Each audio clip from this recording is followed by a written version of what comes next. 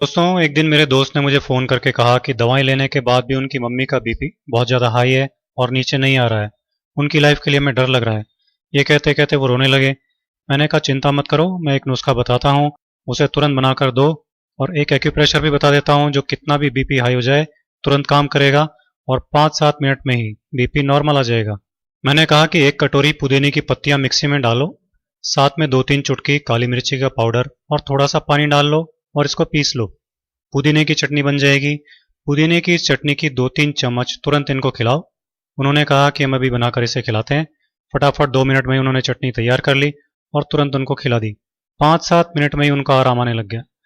तब वो मुझसे कहने लगे कि पुदीने की चटनी कभी कभी हम खाते हैं, पर ये इतनी ज़बरदस्त दवा है हमको मालूम नहीं था।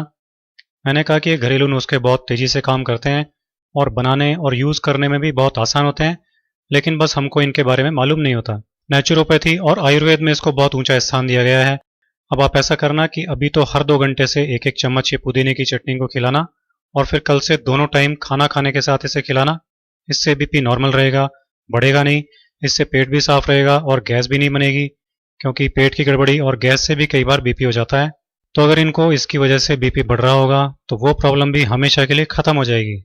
मैंने उनसे कहा कि ज़रा कपड़े सुखाने की 4 चिमटियाँ ले आइए ताकि हाई बीपी का एक्यूप्रेशर भी कर दें। वो चिमटियाँ ले आए। मैंने एक चिमटी उनके बाएं हाथ की बीच की उंगली में लगा दी और दूसरी चिमटी उसी हाथ की सबसे छोटी उंगली में लगा दी। इसी तरह से तीसरी चिमटी उनके दाएं हाथ की बीच की उंगली में लगा दी और चौथी चिमटी दाएं हाथ की सबसे छोटी उंगली में इस तरह से लगा दी। मैंने उनसे कहा कि जैसे ही आपको अनईजी लगने लगे तो आप बता देना, इनको उतार देंगे। 5 मिनट बाद ही उन्होंने कहा कि अनईजी लग रहा है।